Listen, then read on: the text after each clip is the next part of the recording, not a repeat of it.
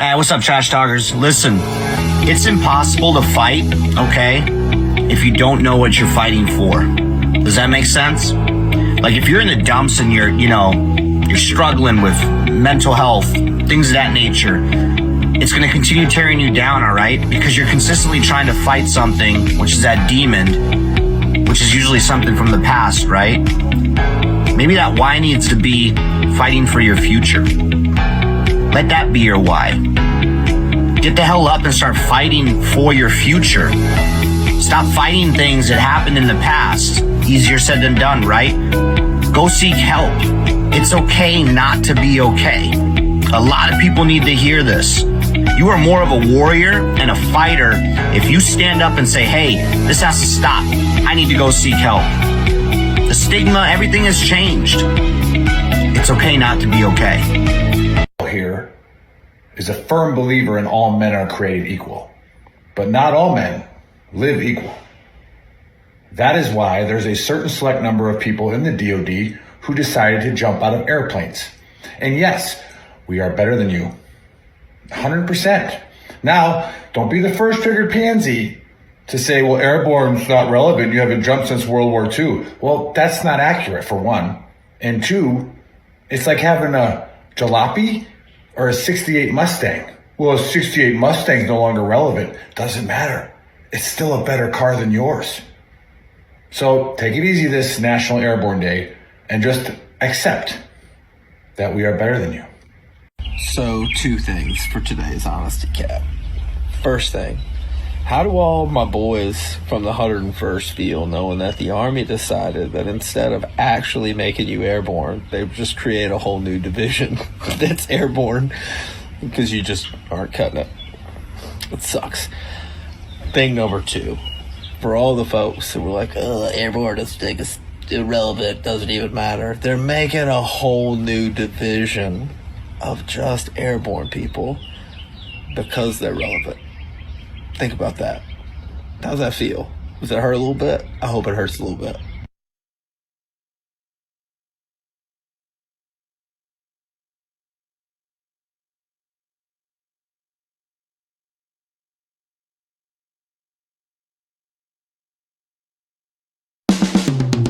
This is the Veteran Trash Talk Hour, hosted by Nick, Dave, and Buddy.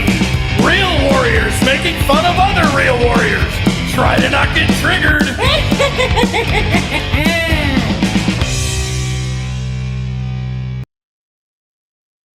All right, what's up, Trash Talkers? What's up, Gruntworks Nation? We are live for the Veteran Trash Talk Hour. I think we're like on season 17, episode 4000. But what did it say? Season 2, episode 10? Volume 12, I think. Volume 12. Okay, Volume 12, 6th edition.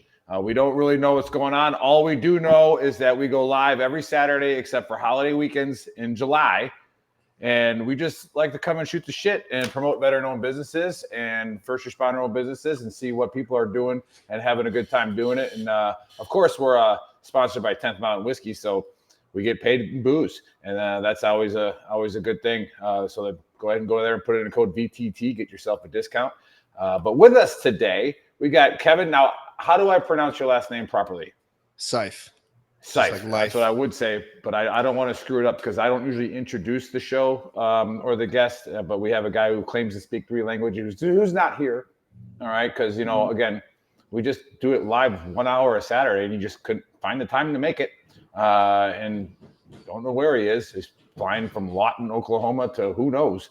But, Dave, congrats to your boy for graduating basic training, and we're excited for him and see where he goes in his career. I guess with us, we got an excuse. Yeah, it is. And we got Buddy with us today and our guest, Kevin. So without further ado, I don't think Chris has a shirt ready to get promoted, but Buddy and I are both wearing the Quit Being a Triggered Pansy shirt.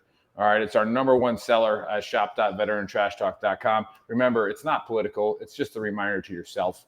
And I always wear it when I'm traveling because of how much I hate people in airports. So I just want to, I take it and I breathe and I go, they're just bad human beings. Someone who stands up in the 14th row, right when we park, he's a bad human being. Just sit down. You ain't going nowhere for 15 freaking minutes. But that's See, I'm already getting triggered just thinking about it. But anyways, let's get to the honesty cap. Let's get crack-a-lacking with this. Okay, so I know that I have a problem with animals. Like I know wild animals and me, we don't get along.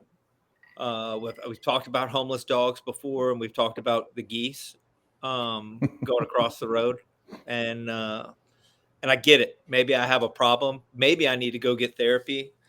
But so I work on Fort Campbell all the time. I have to go to the ranges all the time. So I'm always driving in the back 40. And anybody that's been on a military reservation knows that the deer on military reservations are geniuses. Like they know when hunting season starts, and when it does, they migrate to the impact areas. They're smart deer. They're not stupid. And there's hundreds of them. Literally in a 10-mile stretch, you can see 60 or 70 deer during the spring, summer, and fall. Starts getting around hunting season, they go to the impact area, so you can't see them. Now, what does annoy me about these fucking deer, though, is that in the spring, summer, and fall, if you happen to be driving on the backside of any Army post at night, they're all over the fucking place, but they'll stand right on the side of the road. And then when your fucking lights hit them, they do this weird college football juke move, and you don't know which fucking way they're going, whether they're going into the road and they're going to total out your fucking car, or if they're going to run to the wood line. I've been bothered by this for an abnormally long period of time. I triggered, yes, maybe. Last night, I was driving back from the range, and I think I figured it out. I am 100% convinced that these fucking genius deer found trail cams, and they've set them up in little ambush sites, right? And there's like 1 or 2 deer that sit on the side of the road. There's 20 or 30 of them just chilling in the wood line. And as soon as you fucking drive by, they do their little juke move. The trail cam takes a picture of your face, and then they go back in the wood and make fucking fun of you for the rest of the fucking night. They're drinking beers and talking shit about that. But did you see that dude's face? He almost pulled off on the fucking side of the road. What a fucking idiot.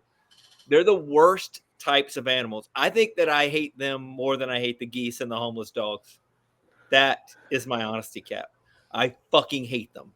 There's too many of them. We should be able to do drive-bys on deers on any Army base. You should just be able to fucking smoke them out the side of the car while you're driving, not even pick them up. Just teach them a lesson. There you go. That's all I got. Some hate coming down. They're horrible. They're fucking horrible. They're the rats of Army bases. Not as good as your how much you hate ducks and geese that walk across the road. They're fucking drunkards. Yeah, well, that makes sense because they have wings and they should just fly across the road, and then everybody stops and thinks they're cute and takes pictures, and you're late to your appointment now. And it's like, but it's funny that you brought this up because I heard on the radio today that they're using AI and animal noises to see if they can figure out how these animals are communicating. Is there anything to that? Like, do you think that maybe AI proves you're right and these deer are mocking you? I guarantee it does. I'm going to start fucking recording them and then going on Chat GTP and fucking putting my damn recording through there and be like, what is this deer saying? Guaranteed they're making fun of me. Guaranteed. What do you think, I don't Kevin? like being mocked. I don't like being mocked. Like Doc Hollywood or whatever. Like I don't like being, or not Doc Holiday. I don't like being mocked. You know what I mean? And I'm guaranteed, like if you recorded it, they're in the woods, dying laughing, like bellied over. I hope they get their antlers stuck in the fucking ground. That's what I hope. Fucking asshole. Yeah. All day. I don't know if they have them. Kevin, do they have deer on Navy? What do you guys call bases? Are they bases? Post docks. I mean, it really depends what the Navy's so fragmented. So for anyone not knowing who I am, because Big Earl over there did such a great intro. Former Navy, former we Marine. intro you. We intro you later more in depth. Okay. Yeah, so I've been both Navy and Marine. Bases,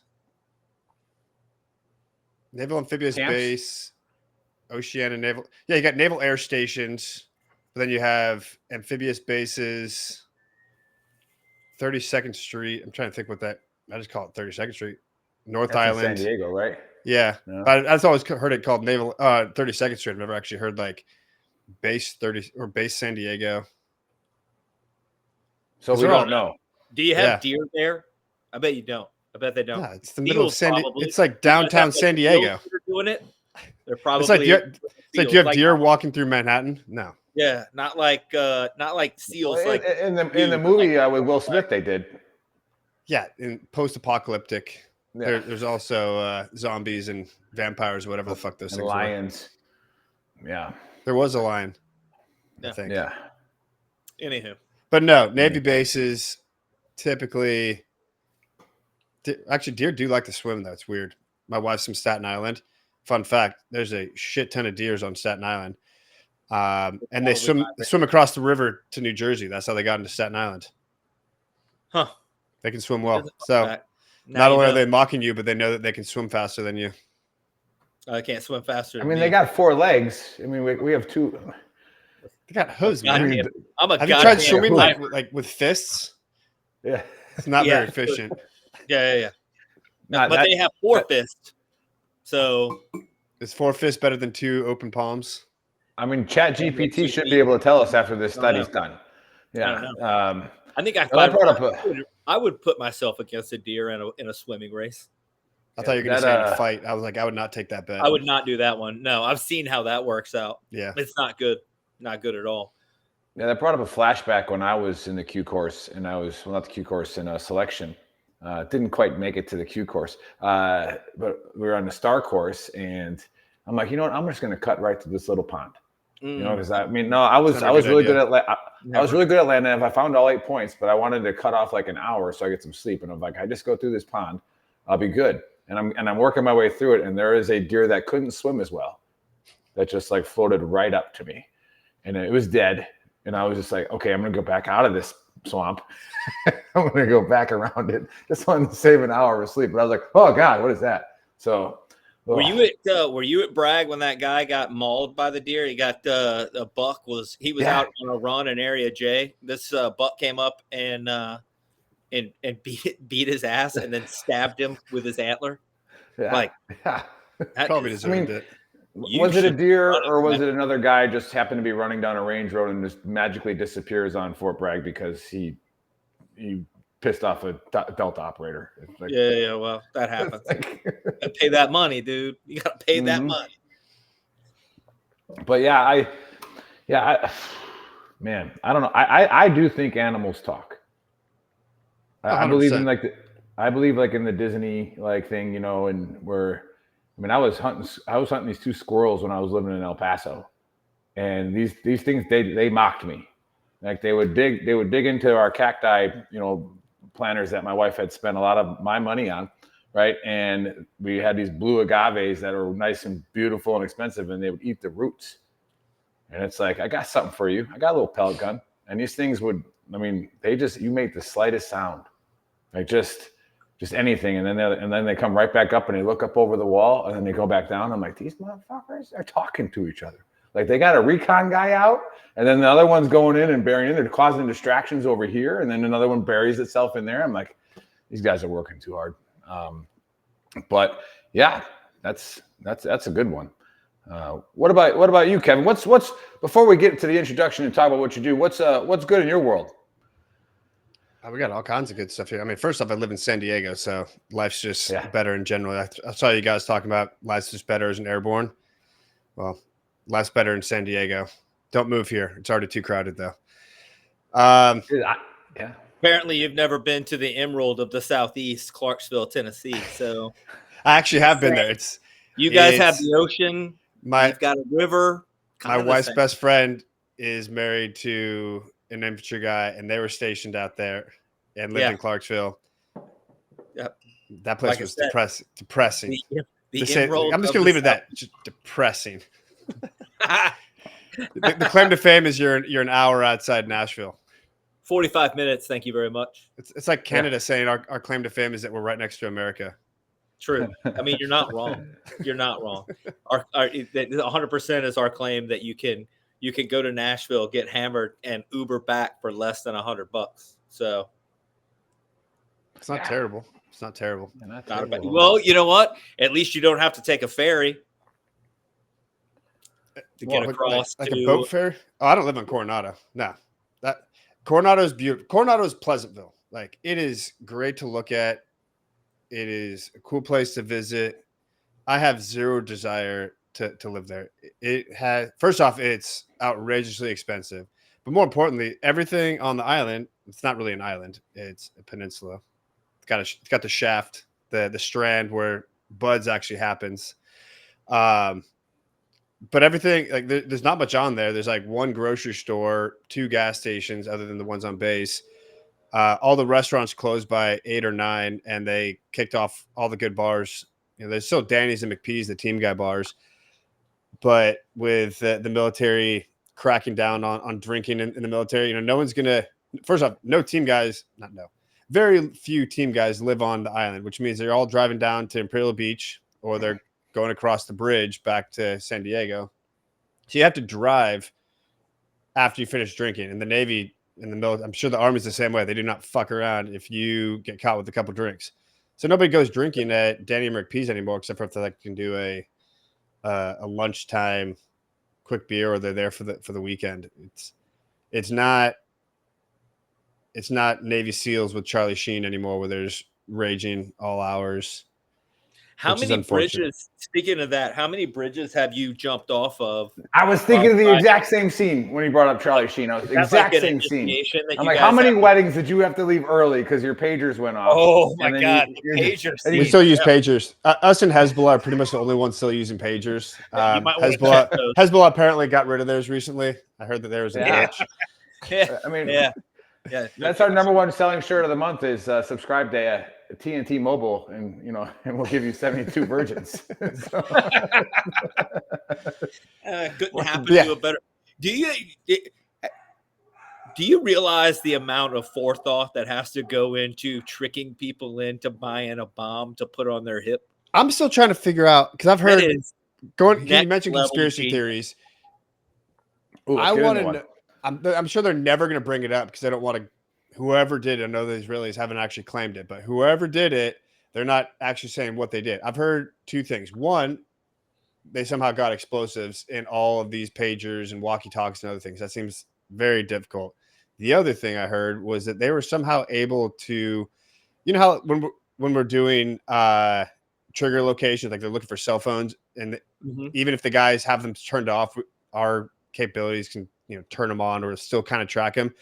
That somehow Mossad was able to figure out how they can send an energy surge through a lithium-ion battery that was making it able to basically overpower and pop. And there's enough energy stored up in these batteries that it was actually a mini explosion, which was just like taking off Hezbollah's nuts, literally. Yeah, they ended up figuring out that they bought them all from one shell company out of Taiwan. So they all. I guess there's only so many people still making pagers. Yeah, exactly. Again, it's part of the conspiracy. That company doesn't exist the day after it went. It was like, oh, we don't exist anymore. Well, it's also not confirmed, but it was apparently the technology was from an Indian dude, an actual Indian dude, the red dot, and he came to, I guess, to America in a conference like the week before they all started blowing up, and now he's all of a sudden missing. Yeah. It's like that'll happen. Yeah, I do love a good conspiracy.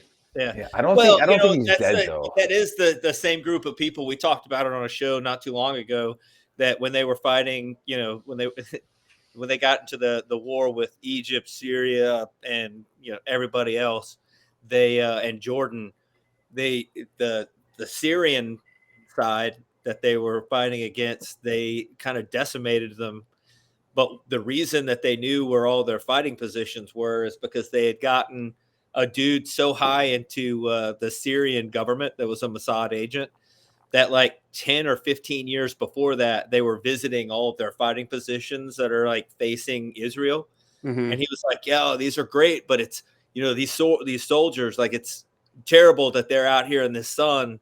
We should plant trees by all of their fighting positions so that they have shade. Like, it's for the soldiers. So they did it.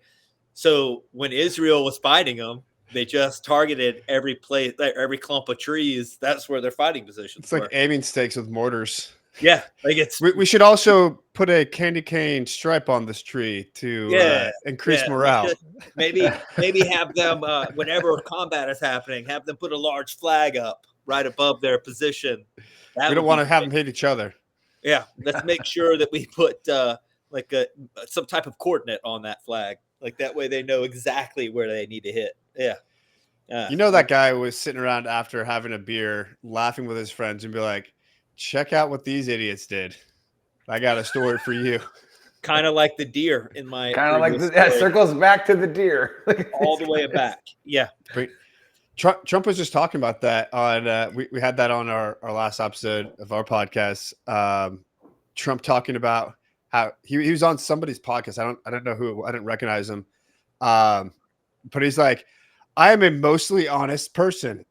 And the guys were just cracking up. I'm like, honestly, that's probably the most honest thing he said, because he doesn't quantify what mostly is. I mean, it's 51% is still mostly. I would wager that at least 51% of things he said is true. That's like every other sentence. He's being an honest politician there by saying, I'm mostly honest. Well, at least he said that he's mostly honest. I mean, most of those politicians try to say that they're completely honest, and they're probably not even mostly honest. I like how we're really quantifying this with probably and mostly. Yeah. Well, it makes it official. We don't want to get shut down for defamation or something because we called a politician a liar at some point. I didn't say they were lying. I said that they're mostly dishonest. Well, yes. True. Sure. Yeah. Like I said, we'll fuck around and find out, and we get a lawsuit in the mail. Oh, this podcast was cease and desist letter. Well, that's why we're in an LLC, right? And very, very, very hard to sue us, right? Gotta do something really, really bad. Speaking of that, I was just at AUSA conference in DC, big lobbyist for the Army guys, and it's ridiculous the amount of people there and the amount of money spent on the industrial war machine. And I love going there. And you know who did? I didn't know that was there and even building it was there. Ryan Hendrickson was there. Oh, nice. Yeah, he was on our podcast. Yeah, well, for sure. I saw that one. He came on ours, and then he even came on ours from when he was in Ukraine, talking about, what he was doing. And Bill, who does our fight shows on Saturday morning with us for UFC, he's the Garrison CSM. He was a JFO for 7th Group. And Ryan, he's the one that was in the talk when they dropped that 500-pounder on top of him. And they're in there saying, is that a friendly? Nope, not a friendly. And that comes over the radio like Jesus.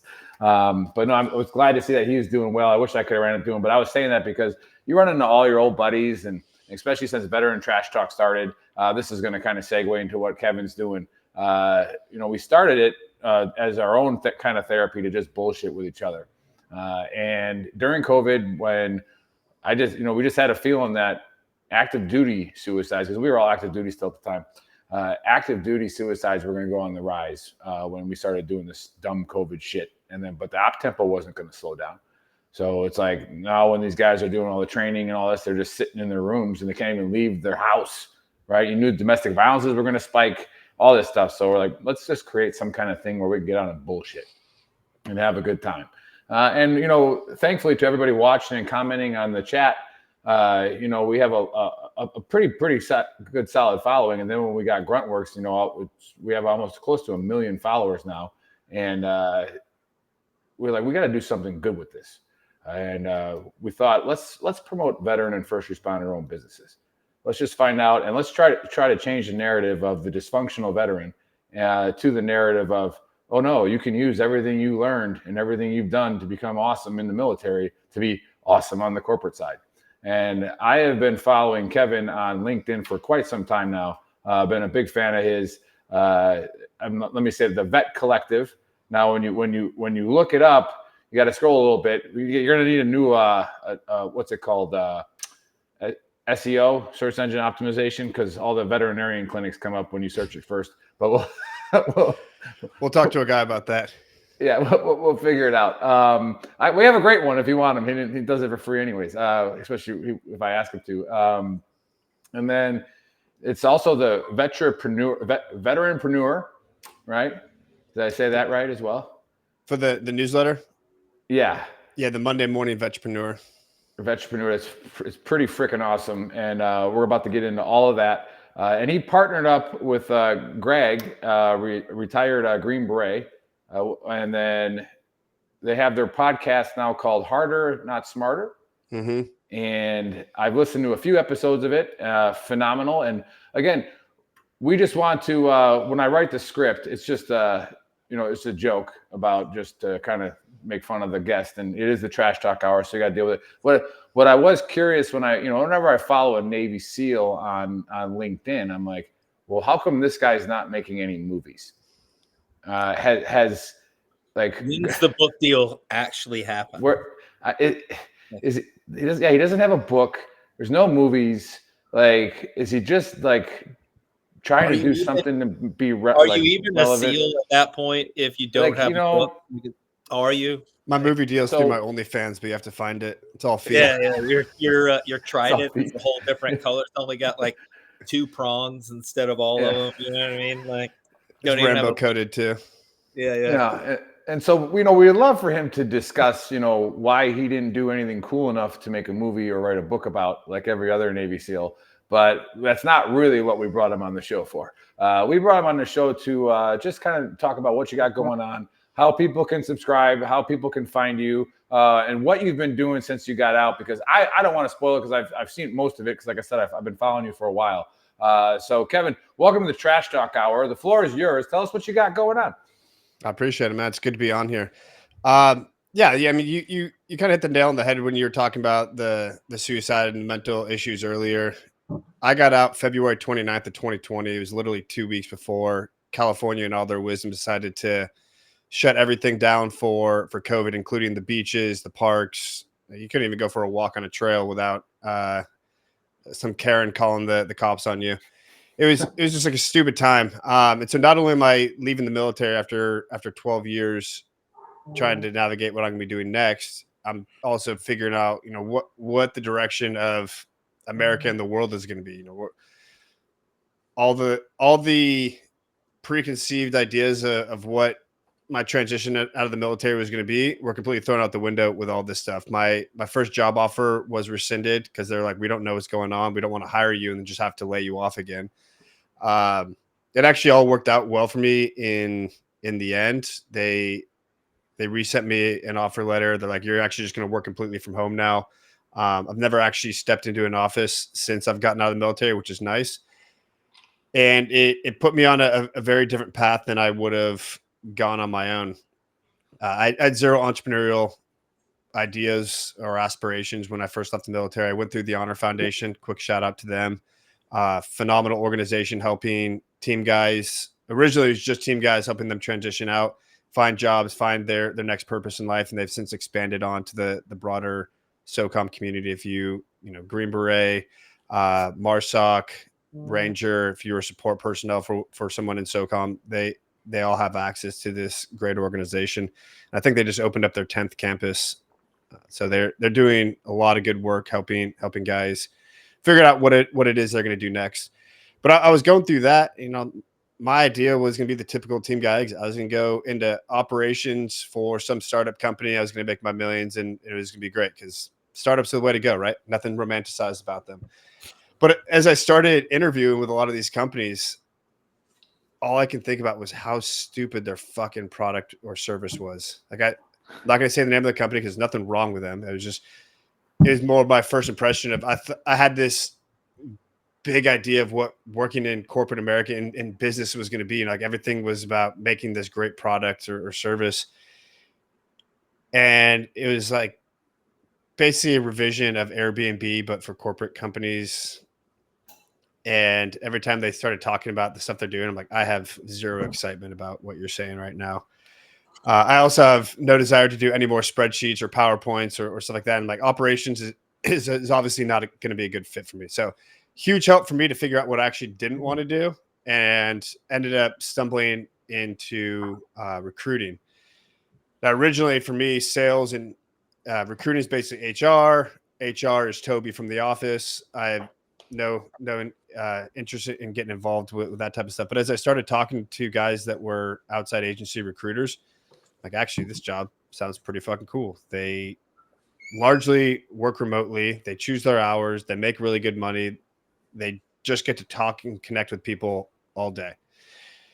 And they get a ton of freedom and flexibility in their work. And they get to, they're working with a bunch of different companies and not just focus on one thing. And so the more that I talked about, actually, that sounds kind of cool.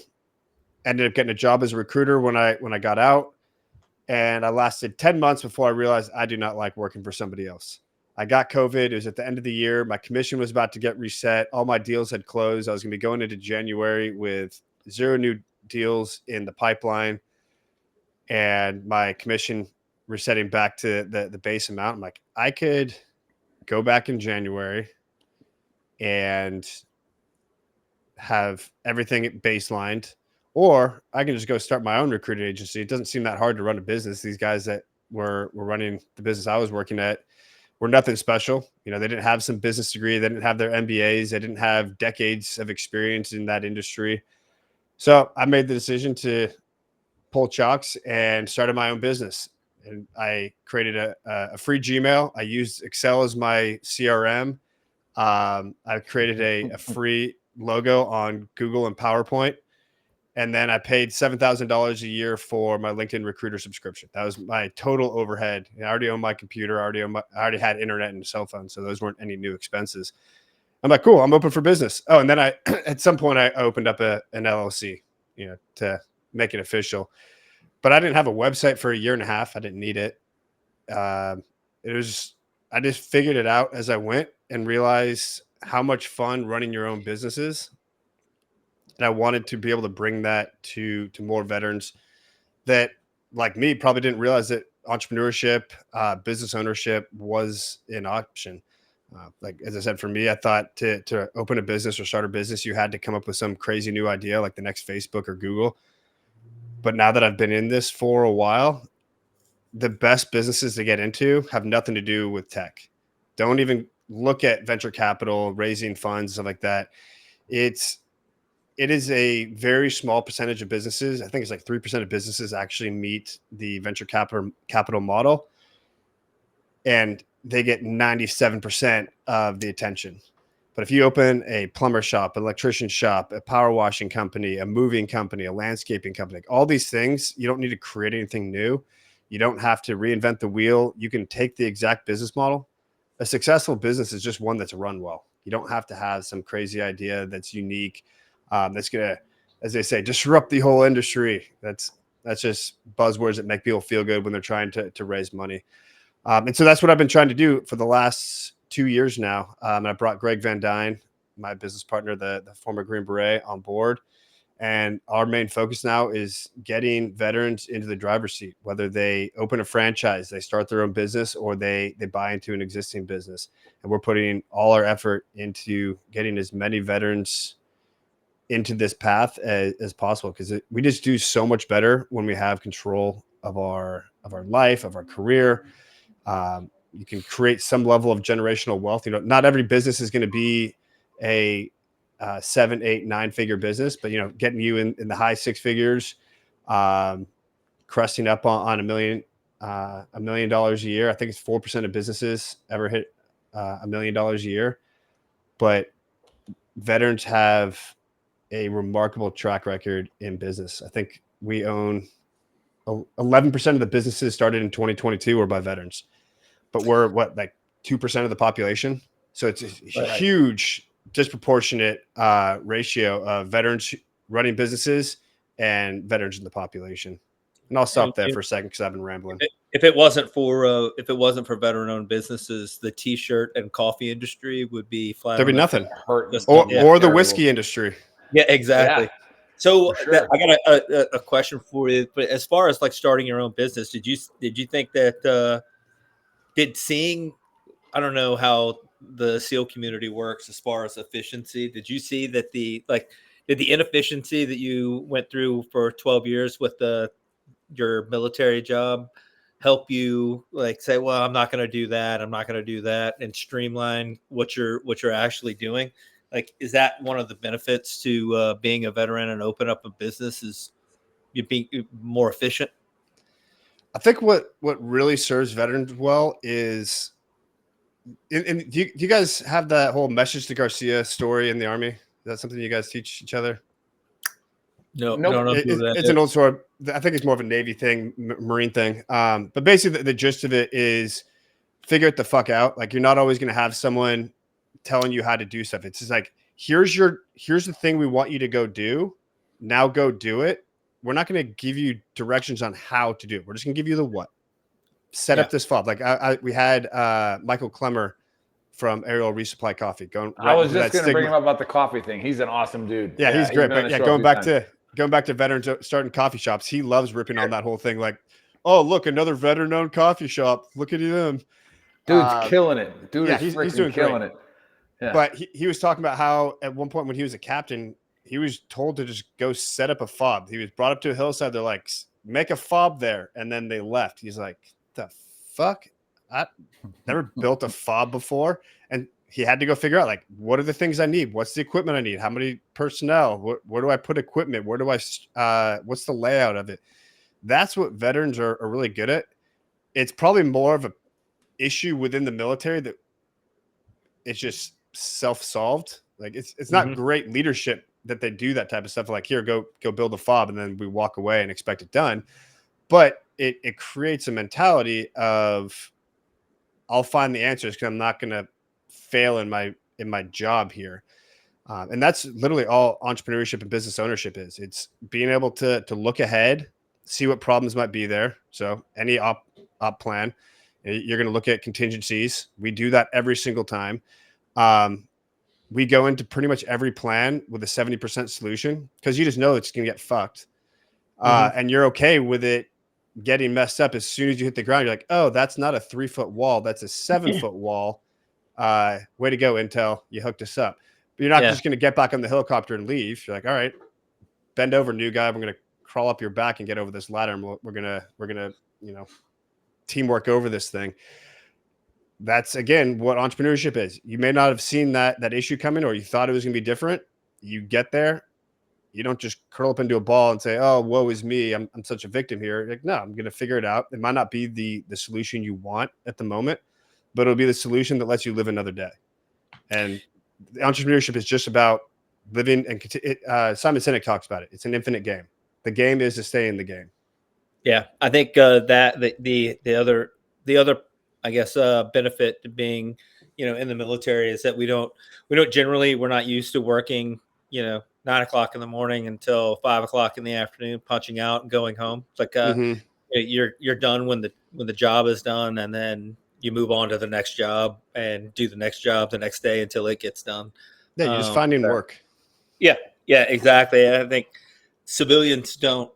I mean, I guarantee there are some that do, but for the most part, I think we definitely are more proactive than our counterparts, if you will. For sure. And I wanted to bring something up about, with what you're saying about veteran-owned businesses. And, you saw the military grow drastically, and then, you had then a reduction, and then now they're trying to get numbers back up again. And they were talking, you just see a trend in American society where people don't want to work. Right? They don't want to do any hard work, especially, and they all want to have the 2-story house and the 2 cars and work in an office where somebody else works for them without doing the work to get there. And I made a post, I don't know, probably 5 years ago, when I was like, y'all better watch out with these veterans that are hitting the job market. I was like, they are going to come in and just run you all out, right? And then owning businesses. We never thought we'd own a business at Veteran Trash Talk. And it's like, now that we have sponsors and we have a great following, I mean, we pay our employees as much as we can, right? We don't even take paychecks as the owners.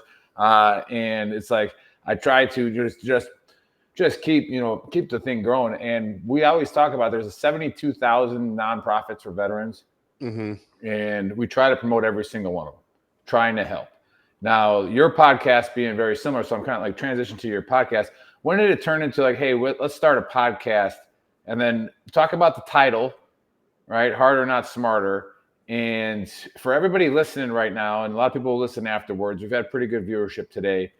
Again, it's get out there and do it yourself. You've done it before. You did it in the military all the time. How many times did you do something during the day and all you had was, like you said, the very minimal guidance to get after it? And no resources. No, exactly. No resources. A good paratrooper just goes and takes other resources, but you go to jail in the corporate world for doing that. But you go figure out how to do it. But yeah, talk about that, Kevin. Like transition to the podcast, the title, and again, I think there's not enough veteran podcasts out there explaining and just giving a path for somebody to listen to that. Try that path. Yeah. So I started off doing a newsletter, the Monday Morning Vetrepreneur, mixture of veteran and entrepreneur. If you're a little bit of an ASVAB waiver and you couldn't figure that out.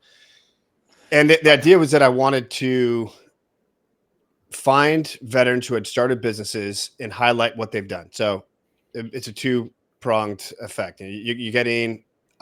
You're able to spotlight a veteran's business and hopefully push them some traction their way. But also for everyone else that's reading it, you're trying to give them inspiration and knowledge to show what other people have done. Like not everybody was not everyone got out and got their MBA from Harvard and then got picked up by Boston Consulting Group and then got hired by this other company and made great connections and was able to start this business that became a unicorn in a couple of years. Like that's not the normal path. That's just what you read about because it's sexy and Forbes likes making articles about that. The majority of business owners had nothing to do with business school. They've never been to business school. A lot of them haven't even finished college, but they have an idea of what value they want to offer. And then they just go do it. 90% of starting a business is just starting the business and figuring out as you go. You can't go in there with a perfect plan and then being like, all right, I'm just going to push the go button. Everything's just going to fall into place. It's going to be great. No, you need to struggle a little bit. You need to figure out what the market actually wants, what your what the customer actually needs. Is what you think they want actually what they want, or does it need to be changed, or you just completely off mark and you need to start completely over. But having these case studies essentially of like one of the guys we talked to is Sean Haggerty of Protector Brewery. I love highlighting him. He was episode 1 of our podcast. He's a former team guy. He did get his MBA, but is more of, I don't know what I want to do when I get out. Yeah. And it's a good transition thing if you don't know, but don't just do it because you think it's going to be the thing that gets you the job. But he started an organic brewery here in San Diego. They've been doing well. They just opened up a pub restaurant at the base floor of the Intercontinental Hotel. Like they're doing phenomenal work. But we get to spotlight people like him and talk about all the things he went through and the different phases of running a business where, they had the founders, the core founder group, and then they've had to slowly release some of them, or some of them have become silent owners. They don't have any control anymore because their skills that were there at the beginning aren't necessary for where they are now. And so the podcast was an extension of that. We're like, well, if we're having these conversations with these guys and putting it into writing, why don't we just record the conversation we have with them, and make them entertaining and get a broader audience.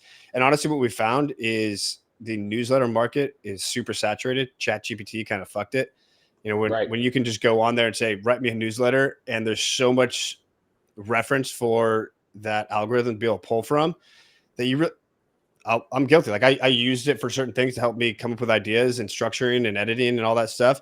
But it is getting to the point where so many people can just run on there and put out a newsletter every week that's pretty garbage. If you start using Chat GPT enough, you start seeing common trends. Isms that are in there. There's certain things. The easiest one, you'll see this all the time. In a world where ... ChatGPT loves that phrase. And I started seeing that in newsletters. I'm like, all right, newsletters are dead because it's just too easy to jump in now. And so we've largely sidelined the newsletter and are putting our full effort into the podcast because people want to have real interactions. They want to see the raw conversations and details and mannerisms and inflection and tone. You don't get that in a newsletter, but when you have a conversation with somebody, it becomes much more personal and people feel like they're actually inside that room, part of that conversation. So we're doubling down on that, having entrepreneurs on there, but we basically have 4 tenets we want to talk about: entrepreneurship, mental health, mindset, and career transition. And so the good news is we can make most topics at least tangentially touch one of those pillars. But we get to have a lot of really interesting people on. Like episode 40, we just launched on Wednesday. We had Norman Ohler. Actually, I have his book right here. For anybody that hasn't read it, Tripped, Nazi Germany, the CIA, and the Dawn of the Psychedelic Age. Oh, that's right, with the LSD, right? Yeah, it is insane, the story of LSD. First of all, I thought LSD was like this crazy, like horrible, not horrible, but like, very toxic chemical stuff. It's a derivative of a like a bacteria growth on wheat that they were able to kind of splice around with, add some chemicals, and this thing spun out of it. I was listening to that, and they were spiking CIA guys were having parties and spiking their drinks with it. Well, first off, Sandoz, the company that created it originally, they didn't know what the fuck it was, and this was the 40s. They literally had an intoxication room where you can just be like, hey, I'm on my lunch break. Can I go drop some acid, then some LSD? And there's a spirit world. There's a secretary in there typing away, being like, what are you feeling right now, buddy? Tell me about your thoughts. What are you hearing? What do you smell? And they're like just collecting data off the employees that are just tripping in the middle of like a Tuesday in the office in Switzerland. The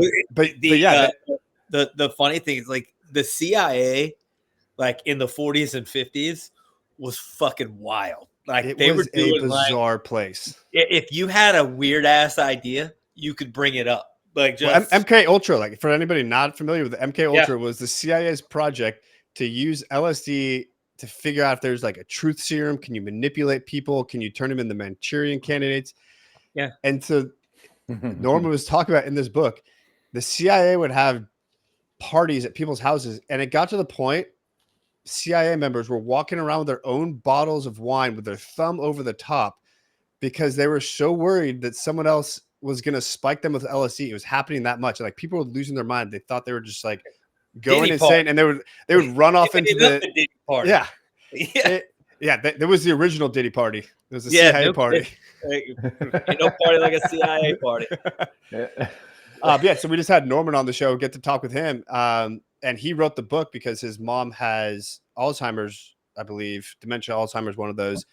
And he had heard clinical anecdotal stuff that LSD had some huge benefits for people with memory issues. And so he started doing research into it and found all this stuff. He's used a lot of drugs himself, so he's very well experienced and can talk personally and very eloquently about it. But the story is just phenomenal. He ties it all really well in. But the podcast has been so much fun getting to talk with him. We had a woman that does ketamine based therapy for people with mental illnesses and PTSD. We've had Mark Devine on talking about mindfulness. We've had I mentioned Sean Haggerty talking about his business. We just get to have this great variety of people. We had Nick Lavery on recently. That dude is a fucking stud. For the guys that don't know him, he's the SF guy. I don't want to say 2014. He was in a green on blue ambush and got hit with a disco round in his leg, lost his leg above his knee. Like, basically, he has like a little stump of femur left, but it was just enough that he actually has some kind of a leg. He was able to save, where they were able to save some of it. and he's been the first above the knee amputee to go back on full operational status as a Green Beret. He's a warrant officer. He's also a massive human being. Former football player.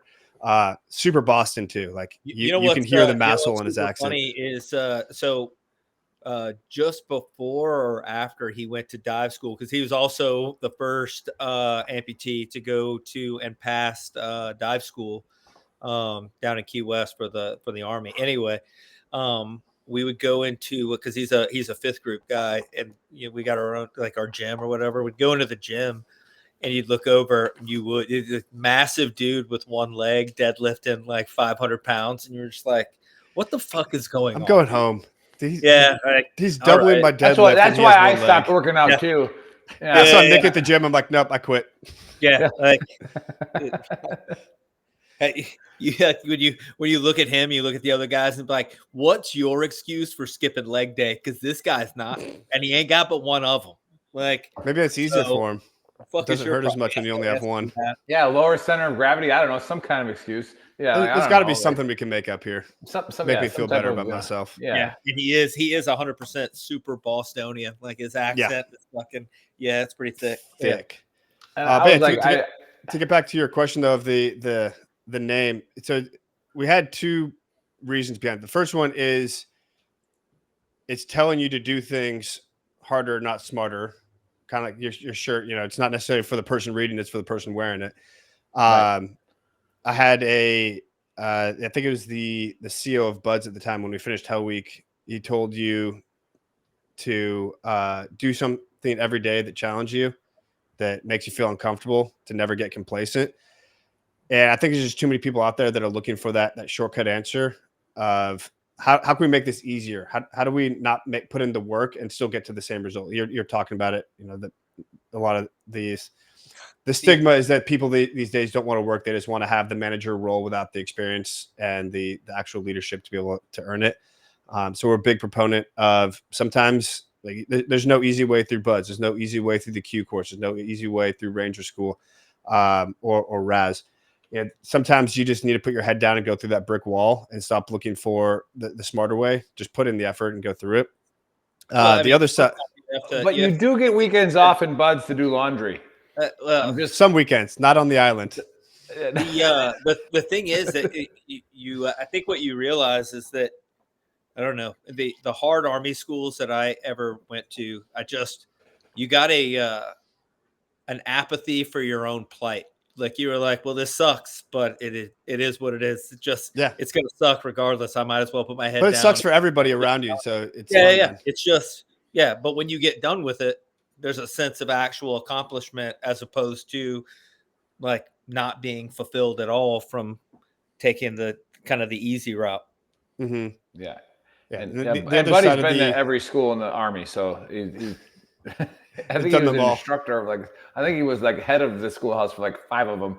So it was, he just ran off. It must be the Alabama game. I think it's at halftime. I think he should be good. Gotcha. Yeah. And I wanted to highlight, that I think of a way to put this for people watching and listening. It's like, that work harder, not smarter. They're catchphrases, but again, like you said, and the same thing with Triggered Pansy is, it's a reminder to ourselves. And I think about that a lot when you think about, an offensive operation in the military. I know in the Ranger community and in the infantry community it was SCAT, right? It was the 4, surprise, concentration, audacity, and tempo, right? And audacity was a simple plan, boldly executed. Mm-hmm. And it's like, I don't know how many times I've seen since I've been out where there's such a great idea, a great concept, and you overthink it other than just going and doing it and failing through the process of getting better and finding out what you're going to learn. What are your experiences with the guests that you've had on, or even your experiences in the military? Is any of that is that anything part of the title where it's like, hey, make a simple plan and go do it and work hard at it? That, and the other side is that Greg and I can both attest to it, and pretty much everybody that's ever started a business, they've done things oftentimes harder, not smarter, not because they did it on purpose, but it's just that's how it worked out. They didn't ask for help. They didn't do the research beforehand. They didn't analyze what was actually going to happen. Then it come up with a good enough plan. They just started working, and as they're looking back, they're like, man, that was a whole lot harder than it needed to be.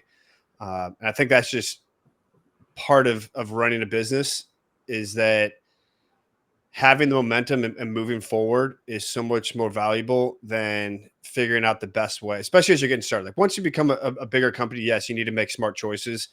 And you should always try to make smart choices. But as you're getting started, so much of it is just about getting that initial movement. The line I use all the time is you can't steer a ship that isn't moving. You need to have that forward momentum before you can course correct. So just getting out there, getting started, putting some rounds down range, and then adjusting fire as you go is a much better and more successful way of going about business than trying to get all your ducks in a row perfectly, having all the marketing stuff, all the sales stuff ready, all the product stuff perfect, having all the customer conversations. Like if you wait for all that, someone else is going to step in. Well, someone else is going to step in and take it too. Right. And so, but I do want to tell the audience, and like I said, the people that will download this later, is we're not making it seem that simple. You still have to, know what you're doing. Yes. Right. You still have to have have a thought out plan of what you wanted to do. But, what Kevin's saying, and we've said this on the show a bunch of times, is, get off the couch and go put it in play. Right. Put it in play and see what happens. But nobody's telling you out there that you should just drop, your life savings on something and just go try it. Like nobody's saying that, but the more and more you think about it, just get off your ass and go do it. Right. And find out if it's going to work or not. And then keep that end around state. and find out. Yeah, exactly. It seems like the people that I've talked to that start their own business, especially veterans, the one thing they tend to, like, the pitfall they fall into is that they don't scale correctly. Like they either want to start too big, or they have a plan to start small or even medium. That's a solid plan. But before they even start, like, getting that in, like, they're opening up a machine shop, or they're opening up a mechanics, like before they even get their first customer, they're like, well, like, I'm gonna open up a bigger shop so I can get more customers in here and, like, hire 15 people. You're like, brother, like, you haven't even started making any money yet. You might want to just, like, that's great to have a plan that you're gonna. Or they do the opposite and they basically remain a solopreneur for life, or they become an owner operator for life, where they're basically just an employee of their own company. I think the average salary of an entrepreneur in the U.S. is $65,000. They're just an employee that they made a job for. And so it is important to know that while a lot of technically savvy people will start a business in that industry, like, hey, I was a plumber and I'm going to go do it on my own. I'm an electrician, I'm going to go do it on my own. Or I'm a CNS guy and I'm going to go do it on my own. At some point, you have to transition away from doing the job to running the business. And you need to bring in people to do the job. You need to separate yourself from that. And a lot of people struggle from that. They just forever stay as an operator within their own compry. Yeah, well, I mean, that's why I brought in Buddy. Because I was like, I was real. I just want you to make the funny jokes now, and I'm gonna.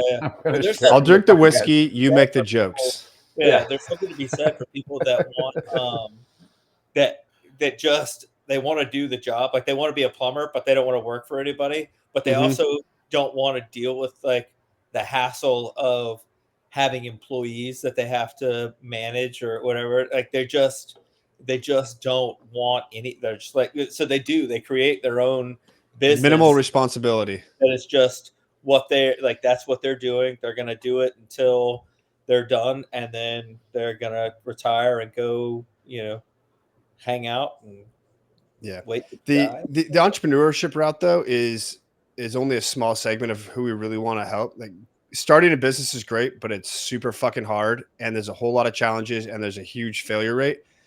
The two other ways that we really try to drive veterans is into buying a business and opening a franchise. They both come with their own issues and pros and cons to each of them, but both of them are significantly more successful earlier too, which is the important part. Like, yeah, you might have a successful business that you start, but you're probably not going to really be profitable for 5-10 years. Sure. So if you're able to open a franchise, which is already proven its business model, you already have a customer base that knows about the product. There's already product market fit. They already have manufacturing and logistical trains already in place. You can just jump. I liken opening a franchise to taking over a fob. Like you're not creating everything. You're not creating the strategy and the campaign plan for that region. You're just running your facility. You're running the ops out of it. You're running the people, but you have supplies coming in that's coming from outside. They're giving you the broader scheme of what the commander's intent is going to be and how the marketing and everything is going to be done. You just need to run your shop. And it basically comes with an entire playbook. You have the SOPs of how they do everything. Like McDonald's is a horrible franchise to get into. It's super expensive, and food is just a terrible industry. I would discourage anybody from getting into food franchises, but it's only like 1 out of 9 franchises is actually food related. Like think anything home service. Serve Pro is a great example. The restoration company. If you have flood damage, smoke damage, fire damage, they do all the fixing. Roofing companies, landscaping, electrician companies, all those can be franchises. But with McDonald's, like they literally have a checklist for everything they do. Making French fries, checklist. Making a burger, checklist. Opening the cash register, checklist. Running the drive-through, checklist. You don't need to think about anything. It's there. You just need to train your people how to do things well. And every good franchise has stuff like that. And the groups that we work with, VeteranTrashTalk particularly, they've already gone through and vetted these businesses. They've shown that they're profitable, that they take care of the franchisees, that they'll make sure that you're not going to put you in a bad situation, that they're there to support you. And so your likelihood of success goes through the roof. And that a lot of them will also offer discounts to veterans. Some of them will even waive the initial fee just to because they want veterans so badly. We were just talking about earlier why we do so well as employees. The same thing we do well as franchise owners. We can follow checklists. We can lead people. We can talk to the business executives as well as we can talk to the workers in the shop. We can chameleon ourselves across like that. And so every franchise wants veterans. So they bend over backwards to get you in there. And the other side is buying a business. It takes a lot more capital up front, but we work with a group called Clearly Acquired that helps you analyze deals, make sure they're good. They have the back end support with lawyers and financing groups. It comes down to the creativity of the finance team to come up with the funds. And if it's a good business, which will help you find, the banks want to buy into it because they know businesses return dividends. So if you can find a good business, they're going to want to fund that loan so you can get that business and keep it functioning. They want. What would you say, like so I mean, it's clear what the difference between a franchise and buying a business is, but what are examples of like businesses that you're talking about? Like, you know what I mean? Because it's, if somebody's running a profitable business and then so franchise, you even go into like buying a business from somebody, you know what I mean? Yeah. So a franchise, as I mentioned, Serve Pros, there's landscaping companies, stuff like that. So you're buying a location and you're reporting up to the higher headquarters team to on how they run things. So you don't have to come up with a strategy. Conversely, you also don't get to come up with a strategy. They're going to tell you how to run your marketing. They're going to tell you how to do all these processes. They're going to tell you how to stock your store and everything. On the ownership side, you get full rights to do everything you want. It's yours to screw up, really. Some examples, with Clearly Acquired, they just purchased a excavation company out in Maryland. Mm-hmm. So, backhoes are doing environmental excavation stuff. And so they want to get a veteran in there because now, as a SDVOSB, service disabled veteran owned small business, terrible acronym, they can now bid on state and federal contracts and get priority stuff. And so by having a company like that, there's actual contracts they can get. I hear all the time, as a coffee shop, should I become an SDVOSB? Probably not. Like, unless you're trying to sell coffee to the federal government, you don't get any special treatment by just being SDVOSB unless you put a sticker on the front of your shop saying veteran owned. You get pity points, I guess, but it doesn't give you any advantage over another business. Right. So there's the type of stuff. There's excavation companies. There's manufacturing companies. Buying factories. You can buy car washes. You can go the Cody Sanchez route and buy a laundromat. There's all kinds of single own or single location and even multi-location businesses out there. It's just really the scale of the cost that it comes into. Yeah. I've got a guy I used to work with at Fifth Group that a couple of them got together and built a laundromat down in the end world of the Southwest or Southeast. Not a huge deal here in Clark Vegas. You're too used to me saying the Yale of the Southwest, which is UTEP, where True. I got my master's from. So it's like a pretty big deal. Yeah, I like that. It's San Diego might be nice, but it's no El Paso. Clarksville. No, it's no Clarksville. Yeah, not Clarksville, Tennessee. So. Kevin, I just became your northern neighbor. I moved up to Santa Clarita, Northern County of LA. Oh, nice. LA is a bit of a dumpster fire. Right, for sure, and it goes with the logo of our company, so it works out perfect. But I'm in the Mike Garcia area, the Navy rep. That's the congressman that runs Santa Clarita and Saugus area. Pretty cool area. I just wanted to thank you for coming on.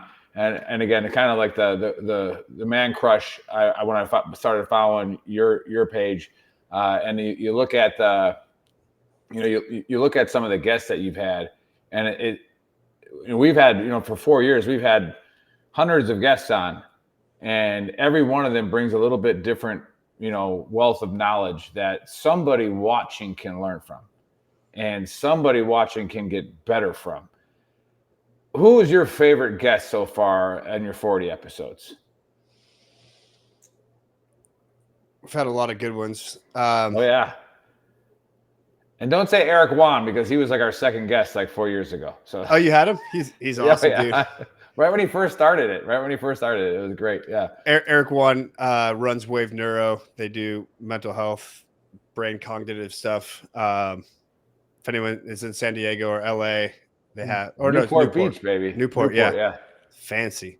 I've used his analogy for why PTSD is a thing neurologically for probably a half dozen times at least. What is that? Gave zero credit. I just act like I made it up myself. No, when he was on the show, he was talking about how they try to kind of get the basically the brain to fire at the correct, balance the wavelengths between the brain's different areas of the brain. And he was like, if your eyes are operating at like 15 megahertz and your frontal lobe is at 10 megahertz, and your one of your cortexes is at freaking 5 megahertz, then you basically are you oversaturate the frequencies that your brain's working at, which makes you have like all of the anxiety issues and all the other. It's just because you need to get your brain modulated. I say it way better than that when I'm telling people that I think are smart, and then they look at me like I'm smart, and I just kind of like rub my. They're like, you must have went to Austin P. Yeah, I went to the Harvard of the Southeast. Austin P. Not a huge deal. But yeah, we've had some fun guests on that. It'd be tough to honestly, the best conversation, just because he held the conversation really well. We haven't aired it yet. It's coming up. It's actually going to be a 2-part episode because we talked for like 2+ hours. Is Greg Putnam. He's a biased. He's a former team guy. He was STVs. And the joke was that he's like, I had to sit on a stupid mini sub for 8 to 12 hours, not being able to talk. So now I can't shut the fuck up. It drives my wife's crazy.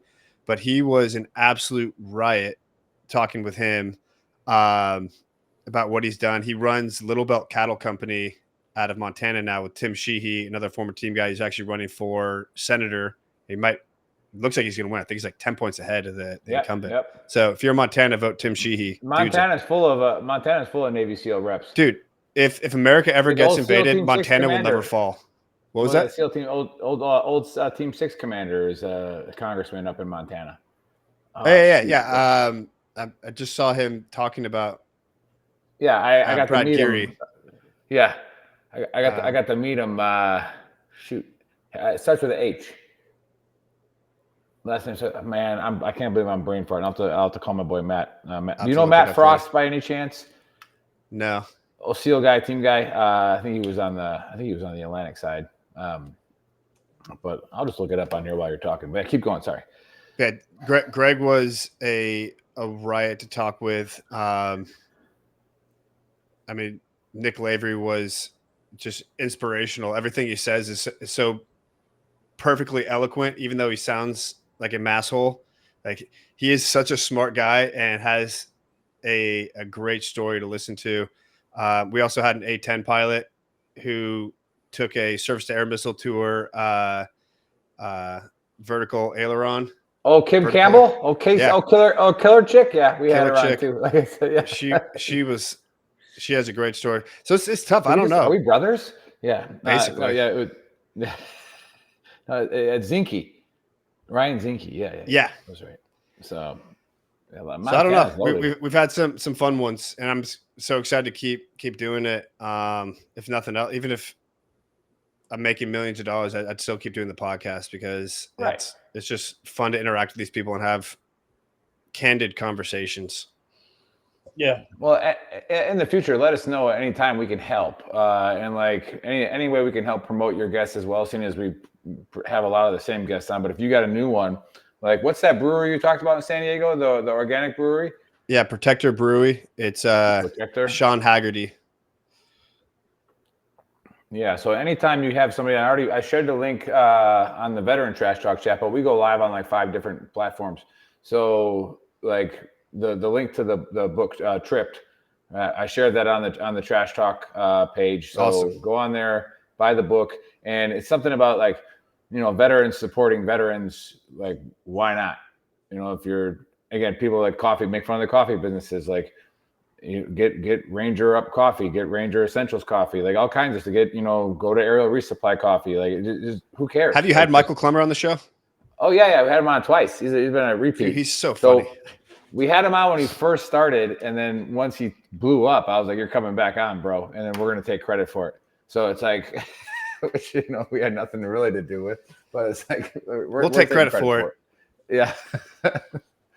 But yeah, awesome. Yeah, really, really awesome to have you on. We'll have to have you back on, and maybe we get Greg on. Maybe you know, because we have a guest host in the European hour, so we'll have to figure out. I mean, he's, as I said, 9 hours ahead, so this is 11 p.m. going on to midnight for him.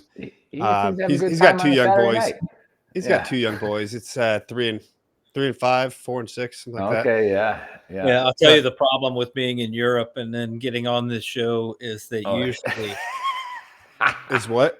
It's a little late in the day. Yeah, Buddy was bleeding when he was in France. He came on the show one time. I think you fell down down some stairs. I definitely, I definitely went about 4 terraces down from the terrace that I started.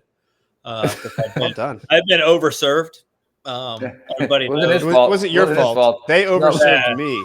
Yeah. Well, I mean, I was pouring the drinks, but I was definitely overserved. The guy that was pouring the drinks was not responsible. That is 100% a real thing. He should learn his limitations. And then he decided that he was going to run down one of the terraces because he just thought that he could do it. What he did not count on was not being able to stop before the next one. And so, Kevin, if you want to have a good guest on, I don't know if he's still working some podcasts. He probably is, but get old retired Colonel Nightingale on. I don't know him. He's the one that created the SOCOM budget. Okay. Sounds interesting. He's phenomenal to have on because Colonel we can't shut Nightingale? ourselves. Yeah, we can't shut it. I'll see if he's still doing something, then I'll connect you on LinkedIn with him. That was one of my favorite guests because normally we can't shut the hell up and we keep cutting each other off. And when he was talking, it was silence, like for about 40 minutes. And he was talking about him and old Ollie running, weapons down in South America, calling by that. Like, how Oliver North got caught, but he didn't. Yeah, because he had better support. Yeah, he had better. I crossed all my T's and dotted all my I's, and he's like, Ollie wasn't quite doing that so well, so he was the fall guy. Running amok. Yeah. What's the hey Kevin? What's the name of so the podcast is Work Harder, Not Smarter, but what's the Just Harder, Not Smarter? Just harder, not smarter. Okay, Yeah. well, you know what? Well, some of you don't pay attention to the events we create in your own Well, podcast. Yeah. Again, like I said, I'm more into the big picture. Like, you know what I mean? Like I'm up and out. You know, I what don't deal with details. I'm not down. Details are for the peasants. We'll circle back on that. You know what I mean? I do have one plug. We're starting our first in-person event. We'll be doing it January 31st, February 1st here in San Diego. We'll be hosting it at the Honor Foundation's campus. So thanks again. Huge shout out to the Honor Foundation for letting us use their beautiful classroom office space for this event. It's right in the middle of Sorrento Valley, which is like the Silicon Valley of biotech. It's going to be there to provide information, guidance, resources, and everything related to ETA, so entrepreneurship through acquisition, buying a business, and franchises. We're going to have Clearly Acquired out there. Samson Jagoras is their CEO. He'll be talking about ETAs. We're going to have Tom Scarda from the Franchise Academy. He's a lead rep with VetFran. He's going to be talking about everything franchises. And then Greg and I will be diving into mindset, expectation management, transition plan for everybody in the military, because we're going to have guys that are still service members getting out, guys that have already been out, business owners. And we're looking to also bring in a couple people that have bought businesses and open franchises, so that we can have like a Q&A session for everybody that wants to hear straight from the horse's mouth. So right now we're still building the website for people to sign up for it. So just follow myself and Greg Van Dyne for more details on that on LinkedIn. We'll be putting that out there. But yeah, January 31st and February 1st. No, that's awesome. Hey, send me all that stuff whatever you have approved for release, for marketing, and we'll blast it on all of our platforms. Like I said, we own Gruntworks, and it's got about 600,000 followers, and we're approaching 160 with VeteranTrashTalk. So we'll blast it on there. And again, just really excited to have you on and what you've been doing. And then we'll see if Buddy took any notes or if he was paying attention. Oh, you got a piece of paper for the AAR. Yeah. Right. And then, but before you do that, though, I want to give a big shout out to Brittany Powell on YouTube. All right. She's been blowing up the chat thread on YouTube. She goes, "You guys are way more fun in your live than when I watch your show." She does a bunch of smiley faces and hearts. So Brittany, love you. And anybody else, we're shadow banned on YouTube. They don't like what we talk about. So please give us a like and a share. And we do say a lot of too many cuss words. And that's probably why. But just go on there and give us a follow on that. But go ahead, buddy. Yo, so first of all, deer suck. We all know that, especially if you're on a military base. Other than that, we just talked about Harder, Not Smarter, the podcast that Kevin and Greg run. And then go to collective.vet. And that's so is it a consulting firm or a headhunter's firm? Like, what is The Collective is a community platform. We're bringing everyone together that wants to be an entrepreneur, whether that's business owner or traditional entrepreneur starting a business, providing resources. As I said, we're shifting to more in-person events because being digital is fun for a while, but being face-to-face is really where it's at. Yeah. Well, I think it's a lot more interactive. Like, everybody does the Zoom thing, or, they try to it's just not the same. It's just no. Yeah, it isn't even even video is not the same as like an in-person brick and mortar classroom or institution or whatever. Anyway, so go to collective.vet and check Kevin and Greg's. Just don't go to the vet collective because you'll go to a veterinarian. So Yeah, that's completely different. Collective.vet. We're trying to promote the whole idea of veteran businesses going with the .vet ending instead of .com. See if it'll take off. I don't know. Might be a fool's errand. For sure. But I think, am I allowed to come down to that January 31st? For sure. Live event? Yeah, I'm coming down there. I'm gonna make it. And then if you're interested, can they register on collective.vet to go to the? We're building out that landing form now. I think Greg said he's going to have it done early next week. We just got the approval from THF, and so we're moving forward with plans. But since this is happening today on Veteran Trash Talk, I'm dropping it on there, and people can just follow me on LinkedIn. We'll have all the details from there for sure. Okay. Like I said, make sure you hit me up. I'll remind you because I'm going to go anyways, and we'll blast it out to the masses. Hey, and a big shout out to the Honor Foundation. They're doing a lot of great things for, especially for the soft community. And like Kevin said, they've opened up 10 different campuses. I know that the SEAL community's got a bunch. One of the guys I was in the 82nd with used to be in Charlie Company before Nick got there. Ran the campus up in Tacoma, Washington for.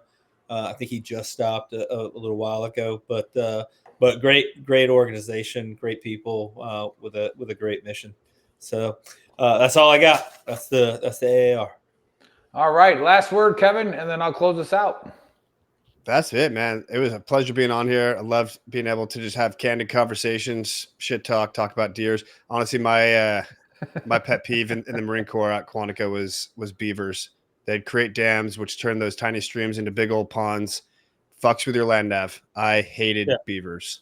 Fuck beavers. Fuck beavers. It was ended at that. Fuck beavers. Fuck ducks. Fuck beavers. That's a good one to end on. And then fuck homeless dogs. Fuck homeless dogs, because my wife would not agree with that. She has a bleeding heart. There's no such thing as a homeless dog. That's what Buddy got triggered about. Yeah, it's just dogs. Oh, okay. I thought like you just hated stray dogs. No, he hates that they're called homeless dogs. They're not homeless dogs. They're just dogs now. That makes so much more sense. I thought you were just like angry against stray dogs. I'm like, no, man. No, pick it. I have a soft spot in my heart for stray dogs. Like I'll let them in. We have 2 foster fails here.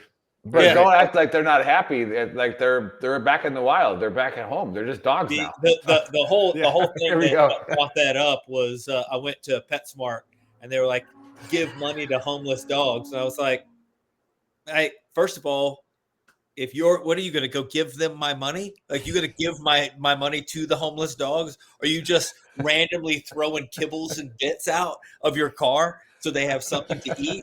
Like, what are we even talking about? Like, this makes so much more sense. They're just dogs. Some people would call them coyotes or wolves or, anyway. You know what? It's going to get me riled. I'm just going to play the video. Kevin, you feel free to stick around if you want for after the show. Otherwise, you got to go or play our ending video. Great to have you on. Remember, go to shop.veterantrashtalk.com. Get yourself a Quit Being a Trigger Pansy shirt. I'm starting to laugh about the dogs, but get yourself that, and then also get yourself to TNT Mobile. If you subscribe to TNT Mobile, they give you 72 virgins, and we'll get that going. We also have the Don't Eat the Cat shirt.